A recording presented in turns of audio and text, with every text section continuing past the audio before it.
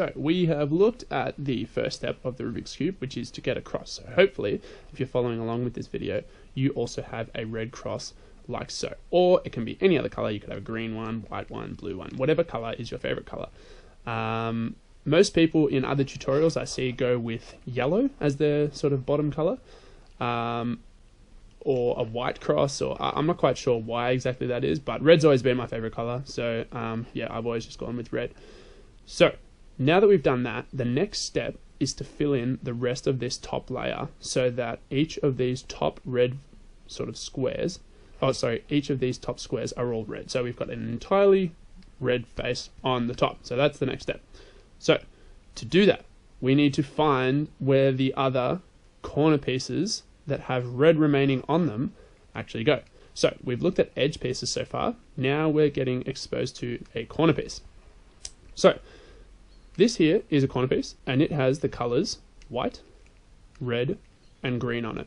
So that tells us that this piece here actually goes where white, green, and red meet each other.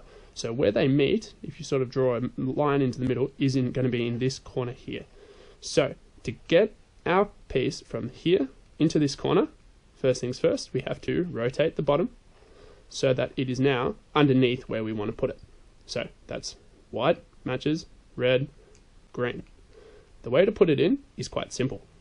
You put it up into where it needs to go. So now we know this is the final destination for this piece. We move them out of the way. We bring our first part of the cross back so it's fixed. And then we bring the others back like so. So what you've seen there is we've got one out of our four now done, and as you can see, it matches there with the white, it matches there with the green, and of course it matches on top. So that is one way to put it in. Let's have a look at another one. Red, white, and blue. So that needs to go underneath where red, white, and blue meet. So this piece here is going to go into there. The way to do it is a little bit different from before. This time we're moving up on the right hand side. So you move it up into where it's going to go. So this is the final destination. This is how it's going to look when we finally put it in. So you move it up, you move these ones out of the way, you move our right back down, and our front back across like that. So now you've got white, blue, red is in the right spot, white, green, and red is in the right spot there. So we've got two more that need to be done. So here's another one, red, green, yellow. So same thing as before, red, green, and yellow. We put that underneath where it needs to go, which is into this spot here on the top. So how do we do it?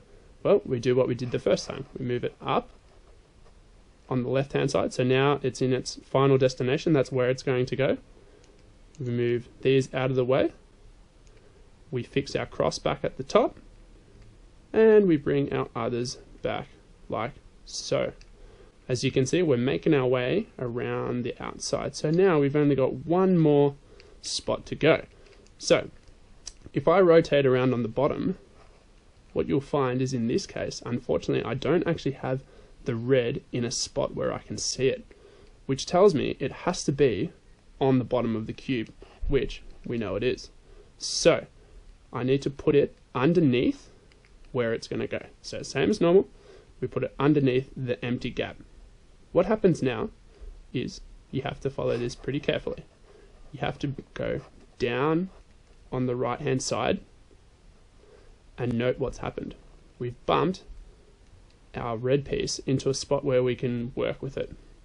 Now we need to move the bottom away on the bottom so that when we put our top back and fix everything again, we've got our red is now in a position where we can work with it. So now, like we did in the first and the third times we tried to put it in, we go up, move these out of the way, bring the others back, and bring these back as well.